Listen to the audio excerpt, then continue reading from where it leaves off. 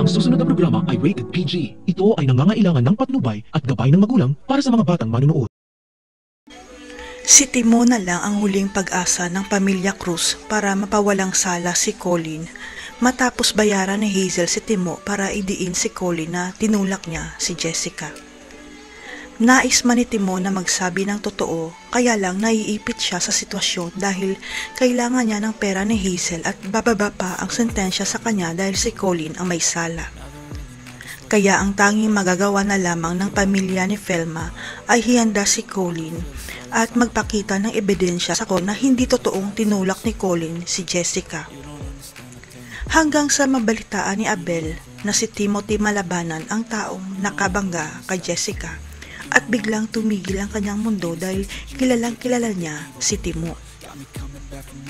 Dahil ang hindi alam ng lahat, anak pala sa ibang babae ni Abel si Timo at ang kinakatakutan niya ay malaman ng asawa niyang si Paz na may anak siya sa ibang babae. Matatandaan na si Abel mismo ang nagsabi kay Manuel na marami siyang babae lalong na noong nagtatrabaho siya sa Saudi at walang kaalam-alam si Paz sa kalokohan niya.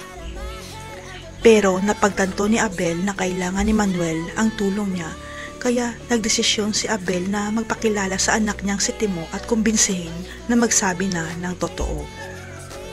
Kaya magugulantang na lang ang lahat lalo na si Hazel nang baliktarin ni Timo ang statement niya at dito na magpapakita si Abel para ilantad na anak pala niya si Timo. Titigil na kaya si Hazel dahil ang pag-asa niyang si Timo ay anak pala ng kalaban niya? O idadaan ni Hazel sa kamay niya ang batas dahil tatapusin na niya si Colin? Abangan. I'm the one who's always sorry. The conclusion